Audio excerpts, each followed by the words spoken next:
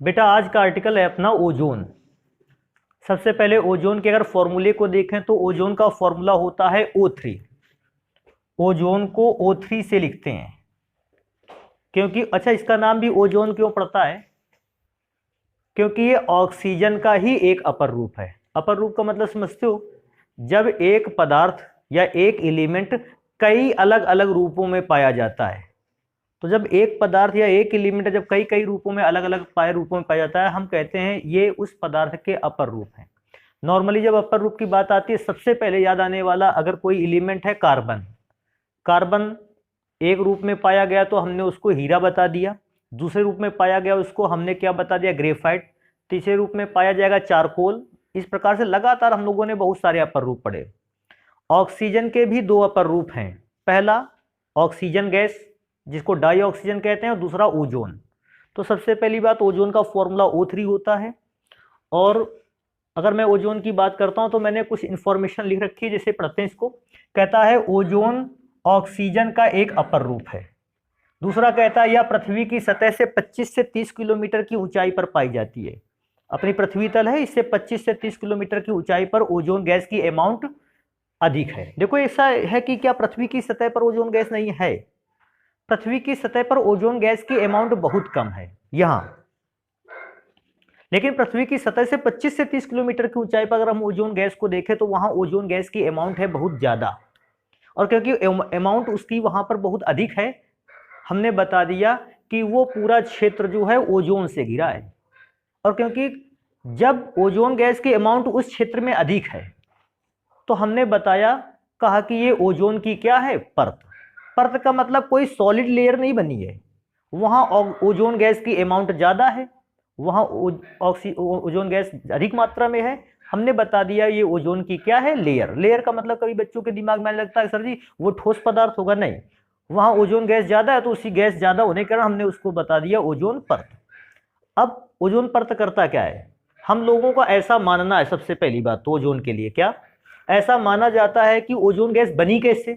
ऐसा माना जाता है कि ऊपरी वायुमंडल में सूर्य से आने वाली पराबैंगनी प्रकाश किरणें वायुमंडल में पाई जाने वाली ऑक्सीजन गैस में से 10% O2 को O3 में बदल देती हैं। ऐसा माना जाता है कि सूर्य से आने वाली हानिकारक पराबैंगनी प्रकाश किरणें ऑक्सीजन गैस द्वारा अवशोषित कर ली जाती हैं, और जैसे ही ऑक्सीजन गैस द्वारा अवशोषित कर ली जाती हैं तो ऑक्सीजन गैस के उस कुल भाग में से 10% ऑक्सीजन ओजोन में बदल जाते हैं। 10% ऑक्सीजन का मतलब समझ गए, अगर 100% ऑक्सीजन गैस है तो 90% ऑक्सीजन गैस रिएक्शन नहीं करेगी, केवल कितने परसेंट रिएक्शन करेगी, 10%। और वो 10% ऑक्सीजन गैस रिएक्शन करके काय में चेंज हो जाती है, ओजोन में। कहते हैं जिससे हम ओजोन परत कहते हैं, और उसी ओजोन गैस को ही हम क्या कहने लगते हैं कि ओजोन परत बन गई है। आगे क्या लिखता है, 10% से अधिक सांद्रता की ओजोन गैस प्राप्त करने के लिए कहता है कि वो तो वायुमंडल में जो बन के तैयार हो रहा है पृथ्वी की सतह से 20 से 25 किलोमीटर की ऊंचाई पर, वो तो प्राकृतिक रूप से बन रहा है। लेकिन अगर और कितने परसेंट की सांद्रता पर बन रहा है, 10% कंसंट्रेशन पर बन रहा है। लेकिन अगर आपको ऐसा लगता है कि हमें ओजोन गैस की अमाउंट और भी ज्यादा चाहिए, तो ओजोन गैस की अमाउंट को अधिक मात्रा में 10% कंसंट्रेशन से अधिक बनाने के लिए फिर हमें कुछ विशेष प्रकार के उपकरणों की आवश्यकता होती है, और उन विशेष प्रकार के उपकरणों को हम कहते हैं ओजोनाइजर। तो इस बात को विशेष ध्यान रखना कि ओजोन गैस को जिस भी पात्र में बनाकर तैयार किया जाता है, हम उस पात्र को क्या बोलते हैं, ओजोनाइजर। ओजोन को बनाने वाला पात्र ओजोनाइजर। और ये ओजोनाइजर एक ऐसा होता है पात्र जिसमें ऑक्सीजन गैस के विद्युत विसर्जन से हम लोग ओजोन गैस को क्या करते हैं, प्राप्त करते हैं। अभी एक स्टोरी इसका छूट गया है, हालांकि उसको मैंने इसलिए नहीं लिखाया क्योंकि केवल वो आपको पता होना चाहिए। क्या पता होना चाहिए कि ओजोन गैस का जो सबसे पहला नाम है, हिंदी में उसका नाम है मैं सूंघता हूं। क्योंकि ऐसा नाम कैसे पड़ गया मैं सूंघता हूं? इसका रीजन हुआ कि पुराने समय में जब हम ओजोन गैस को सही ढंग से नहीं जानते थे, जब पहली बार ओजोन की प्राप्ति हुई तो ऐसा देखा कि जब भी कभी किसी जगह इलेक्ट्रिक स्पार्क होता था आपने देखा कभी कभी इलेक्ट्रिक स्पार्क हो गया या कभी आकाशीय बिजली गिरती है, और आकाशीय बिजली गिरने पर जो या इलेक्ट्रिक स्पार्क होने पर जो वायुमंडल में ऑक्सीजन गैस है, ये कौन सी गैस में चेंज हो जाती है? ओजोन में। इलेक्ट्रिक स्पार्क हुआ, ऑक्सीजन गैस काहे में चेंज हो गई? ओजोन गैस में चेंज हो गई। और ओजोन की जो महक होती थी वो अजीब प्रकार की होती थी। तो कभी कभी इलेक्ट्रिकल मशीनों के पास स्पार्क की वजह से ओजोन गैस बन जाती थी। ओजोन गैस कैसे बनती थी? इलेक्ट्रिक स्पार्क हुआ, ऑक्सीजन चेंज हो गई काहे में? ओजोन में। और जैसे ओजोन गैस बनी तो एक विशेष प्रकार की गंध देती थी। ये ओजोन गैस क्योंकि विशेष प्रकार की गंध देती थी तो अब इसका नाम रखा गया क्या? मैं सूंघता हूं। समझ रहे इस बात को? इस प्रकार से उसका नाम क्या रख दिया गया? ओजोन रख दिया गया। सबसे पहला और जरूरी काम ये होगा हम लोगों के लिए कि हम ओजोन गैस को बनाने की विधि लिख लें। तो बेटा रिएक्शन ओजोन गैस को बनाने का तो सबसे सरल रिएक्शन है। देखो कैसे लिखते हैं, मैं यहां लिखे देता हूं। इसको O3 को मिटाते हैं, रिएक्शन लिखते हैं कि 3O2। अगर आप 3 मोल ऑक्सीजन गैस को लेते हो और इसका कराते हो नीरव विद्युत विसर्जन, डिस्चार्ज। नीरव का मतलब होता है डिस्चार्ज, विसर्जन करवाते हैं तो बेटा जो ऑक्सीजन गैस होती है 3O2 जो होता है ये 2O3 में क्या हो जाता है? चेंज हो जाता है। अभी जस्ट साइड में आ जाता है कि ओजोन गैस बना लिया तो इसका वर्क क्या है आखिर? अभी मैं एक बात बताना चाहता था, दिमाग से मेरे निकल गया।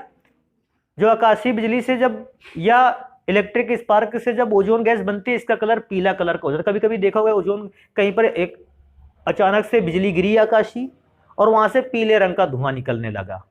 तो आप इस बात को विशेष ध्यान रखें कि ओजोन गैस पीले या नीले कलर की होती है, नीले पीले रंग की होती है। तो जो पीले कलर का धुआं आपको दिख रहा है वही ओजोन गैस है। अभी आगे पढ़ते हैं इसका वर्क क्या है।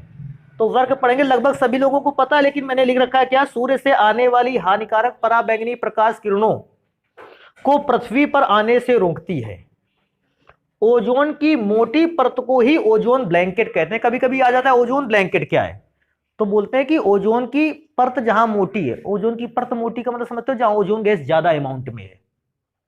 अभी ओजोन गैस अगर कम अमाउंट में है तो थोड़े एरिया पर आ गई, ज्यादा अमाउंट में तो बड़े एरिया पर आई। तो जब ज्यादा अमाउंट कहीं पर होती है ओजोन गैस के, हम ऐसे क्षेत्र को बोलते हैं या ऐसी जगह को बोलते हैं ओजोन ब्लैंकेट। और ये करता क्या है ओजोन कि सूर्य से आने वाली, देखो एक चीज मैं बताऊं, ये हानिकारक पराबैंगनी प्रकाश किरणों से बनी भी थी ओजोन, और एक बार ओजोन बन गई तो फिर इसमें हानिकारक पराबैंगनी प्रकाश किरणों को अवशोषित करने की क्षमता आ जाती है। तो ओजोन करता क्या है? जितनी भी सूर्य से आने वाली हानिकारक पराबैंगनी प्रकाश किरणें हैं उसको स्वयं अवशोषित कर लेता है, एब्जॉर्व कर लेता है। तो क्योंकि हानिकारक पराबैंगनी प्रकाश किरणों को एब्जॉर्व कर लिया तो प्रकाश किरणें तो वहीं समाप्त हो गई, बाकी नॉर्मल रेज जो है वो नीचे आ गई और हम लोगों को काफी फायदा भी इससे हुआ। तो अभी मैं केवल इतनी बात लिख रहा था, कार्य क्या होता है इसका। अभी आगे नेक्स्ट में चलेंगे, कहता है ओजोन डिप्लेशन क्या होता है। डिप्लेशन का मतलब होता है बेटा किसी पदार्थ का कई भागों में टूट जाना, टूटकर समाप्त हो जाना भी डिप्लेशन कहलाता है। अब हम सबसे पहले इसको पढ़ेंगे कि ओजोन डिप्लेशन क्या होता है। ओजोन का एक से अधिक भागों में टूटकर समाप्त हो जाना कहलाता है ओजोन डिप्लेशन, जिसको हिंदी में क्या बोलते हैं? ओजोन का क्षय या ओजोन क्षय। क्या लिखता है? कहता है वायुमंडल में उपस्थित ओजोन गैस, ये तो ओजोन गैस की बात हो गई। मैंने इससे आगे लिखा है CFCs। CFCs का मतलब क्या है? क्लोरोफ्लोरोकार्बन। 1980 के दशक के पहले क्या होता, तो जो घरों में रेफ्रिजरेटर यूज होते थे, फ्रिज जिसको बोलते हो, इसमें से पीछे सिलेंडर में जो होती थी वो गैस कौन सी आया करती थी? CFC, chlorofluorocarbon. अब लास्ट में S का अर्थ क्या है? क्योंकि क्लोरोफ्लोरोकार्बन कई प्रकार की होती है, इसके 2-3 टाइप हैं, इसलिए मैंने अब CFC को लिखते तो इसका मतलब एक ही प्रकार की क्लोरोफ्लोरोकार्बन की बात होती। CFCs का मतलब होता है जितने भी प्रकार की क्लोरोफ्लोरोकार्बन थी वो क्या कर देती थी, एक तो वो क्लोरोफ्लोरोकार्बन हानिकारक है किसके लिए? ओजोन परत के लिए। और मैं आगे पढ़ लेता हूं, या सुपरसोनिक जेट एरोप्लेन, या फिर सुपरसोनिक जेट एरोप्लेन में जो फ्यूल होता था जब उसको जलाते थे उससे नाइट्रोजन के ऑक्साइड मिलते थे। ये नाइट्रोजन के ऑक्साइड और CFCs जो होते थे ये दोनों के दोनों का एक काम होता था कि ये ओजोन गैस को डिप्लेशन करते हुए उसे दो भागों में क्या कर देते थे, ब्रेक कर देते थे या समाप्त कर देते थे।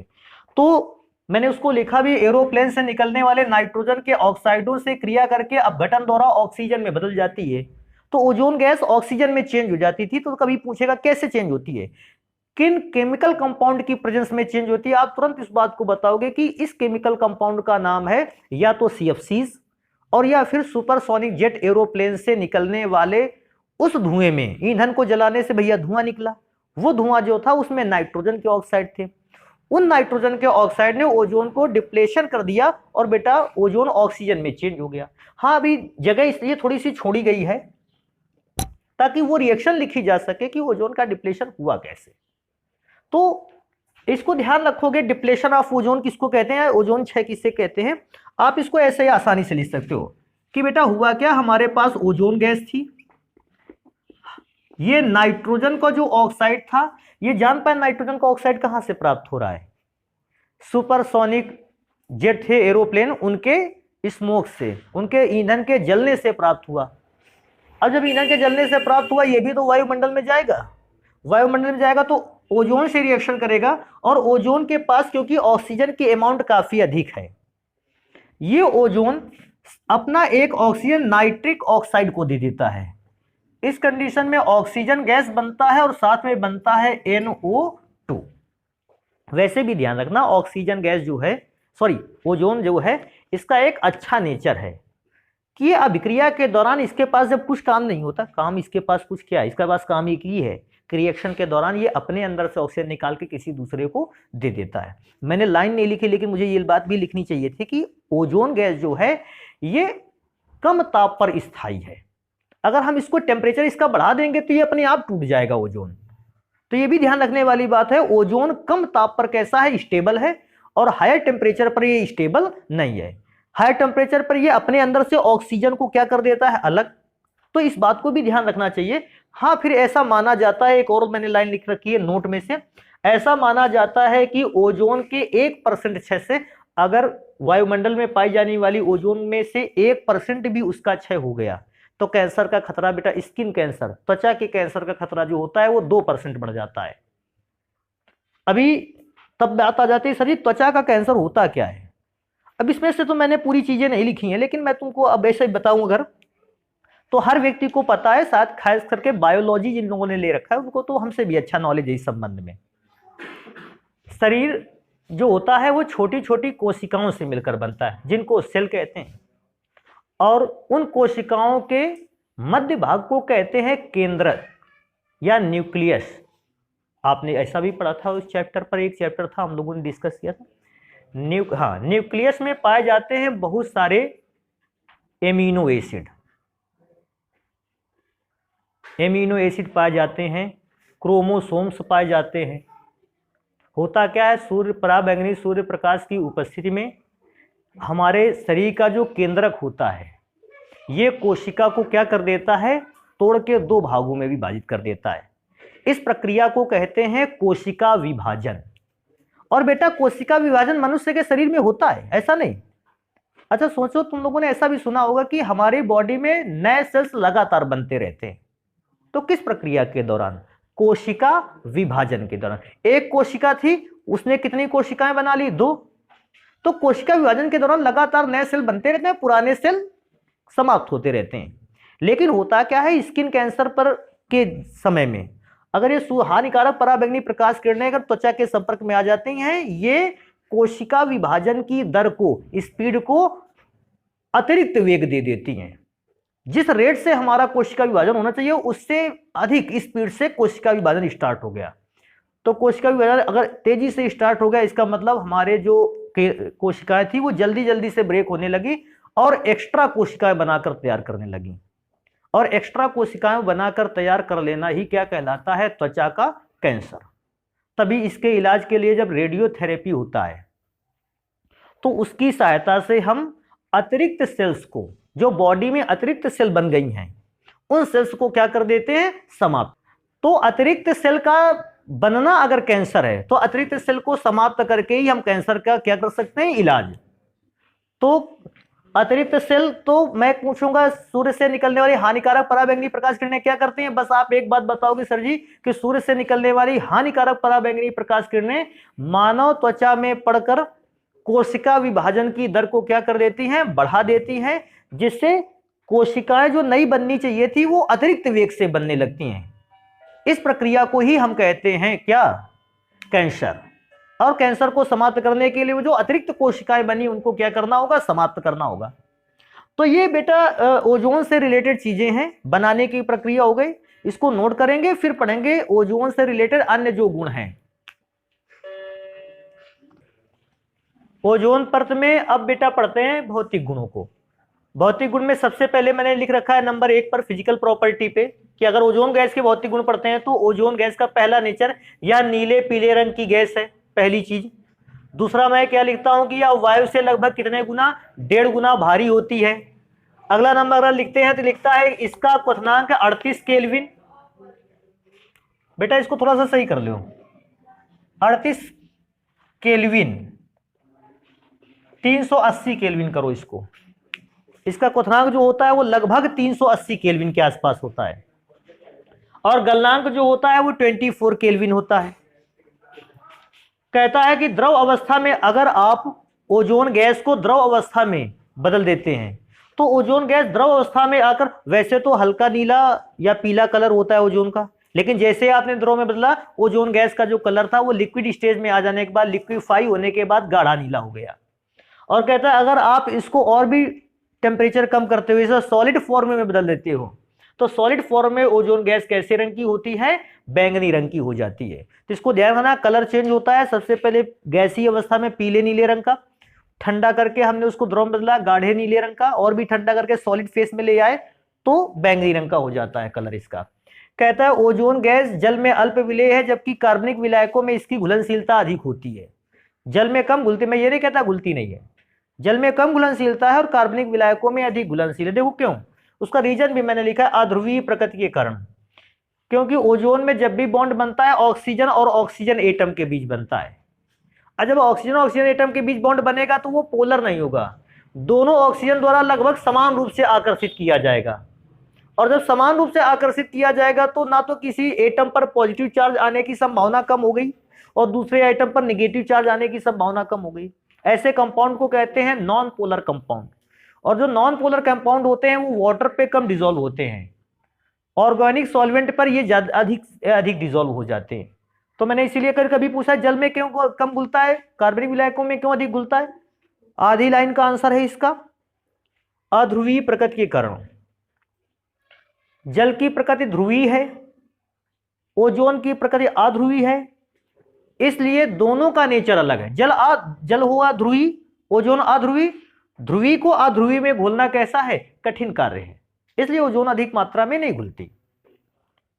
इसमें से एक और नियम लोग बताते हैं, कहते हैं ध्रुवीय ध्रुवीय में आसानी से घुल जाता है, अध्रुवीय अध्रुवीय में। एक समान जैसे कंपाउंड जो होते हैं नेचर में वो आसानी से एक दूसरे में घुल जाते हैं। लास्ट नंबर है, ये वाला नंबर ध्यान रखना है आपको, लास्ट वाला। कहता है यदि श्वसन क्रिया के दौरान ओजोन गैस की रक्त में सांद्रता 100 ppm हो जाए हो जाती है तो इससे व्यक्ति की क्या हो सकती है? 100 ppm का मतलब है, ऐसा देखो हम एग्जाम्पल देते हैं, ये बात बिल्कुल अगर सोचो कि क्या ऐसा संभव है तो संभव नहीं है। अगर मनुष्य के रक्त 10 लाख लीटर है, समझने वाली बात है, 100 ppm का मतलब क्या है? अगर मनुष्य में रक्त की मात्रा 10 लाख लीटर है, यदि ऐसा है तो उसमें 100 लीटर अगर ओजोन गैस घुल गई, कौन सी क्रिया के दौरान? श्वसन क्रिया के दौरान, तो फिर व्यक्ति की मृत्यु हो जाती है। ये एग्जाम्पल तुम लोगों को ऐसे समझ में आता तो मुझे ऐसा लगा कि बेटर ऐसे समझा सकते हैं इसको। ना तो किसी व्यक्ति में 10 लाख लीटर रक्त होने वाला है, लेकिन ऐसा मैंने आपको रेशियो बताया दोनों का कि क्या रेशियो होना चाहिए। 100 ppm का मतलब समझ गए, 10 लाख लीटर रक्त में अगर 100 लीटर ओजोन गैस घुल जाती है तो ये मनुष्य की तो फिर मृत्यु हो ही जाएगी लगभग। अब कहता है अगर इससे कम मात्रा में 100 ppm से कम कंसंट्रेशन पे अगर ओजोन गैस रक्त में घुल गई, उसका क्या इफेक्ट है? तो उसका इफेक्ट ये है कि बेटा एक तो सांस लेने में कठिनाई होने लगेगी, दूसरा सरदर्द होने लगेगा। तो ये इफेक्ट उत्पन्न हो जाएंगे अगर 100 ppm से कम कंसंट्रेशन है। और इस मामले में अगर मैं देखूं तो कंसंट्रेशन चाहे कम हो या अधिक, दोनों मामले में ओजोन गैस की रक्त में घुलनशीलता विषैलेपन को दिखाता है। तो कम भी अगर रक्त में घुली ओजोन गैस तो भी विषैली है ये, और अधिक अगर घुल गई है तो भी विषैली है ये तो अच्छा रहा कि ओजोन गैस ज्यादा अमाउंट जो है वो 25 से 30 किलोमीटर की ऊंचाई पर है, तो हम लोगों ने यहाँ अच्छे ढंग से श्वसन क्रिया को चला रखा है। अब ओजोन गैस यहाँ होती तो श्वसन क्रिया के दौरान कुछ ना कुछ ओजोन चली जाती अंदर और वो प्रॉब्लम क्रिएट करती। तो ये हो गया भौतिक गुण।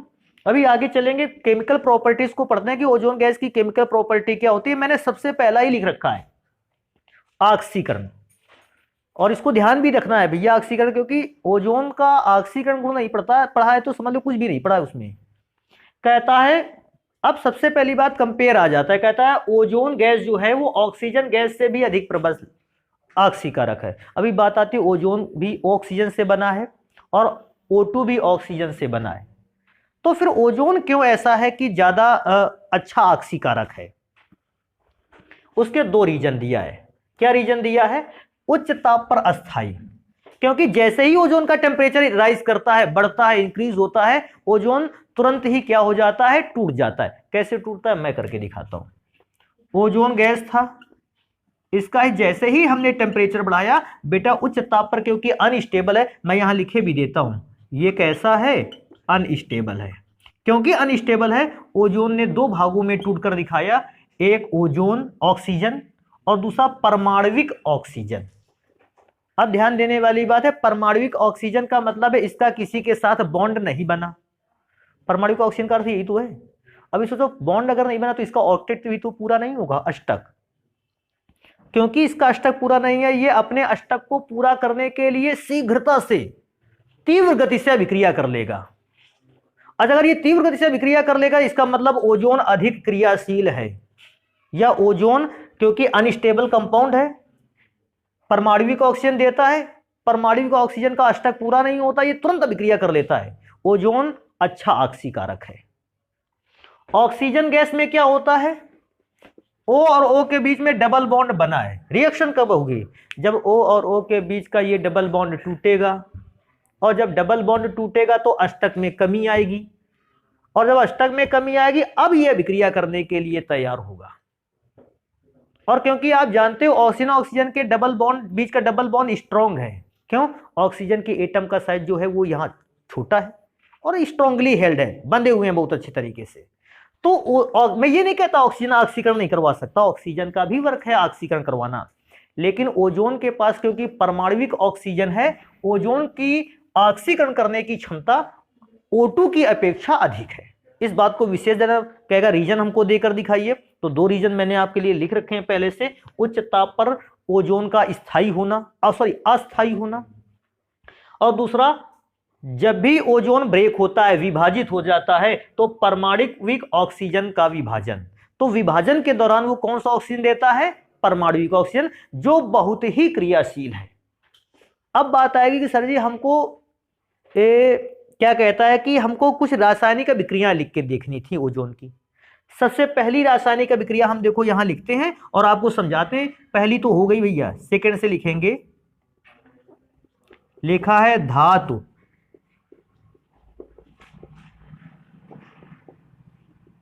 सल्फाइडों से क्रिया। तो सबसे पहले तो बच्चों को यह बात पता होना चाहिए कि अगर धातु सल्फाइड का ऑक्सीकरण होता है तो ये धातु का जो सल्फाइड है उसका चेंज कैसा होता है। तो जिसको पता है अच्छी बात है, जिसको नहीं पता है उसके लिए हम बताते हैं। अगर आपके पास धातु का सल्फाइड है,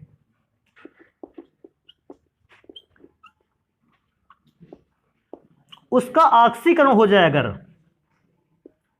अगर उसका ऑक्सीकरण हो जाए तो बेटा बनता है धातु का सल्फेट। तो धातु के सल्फाइड का ऑक्सीकरण पर धातु का सल्फेट बनकर तैयार होता है।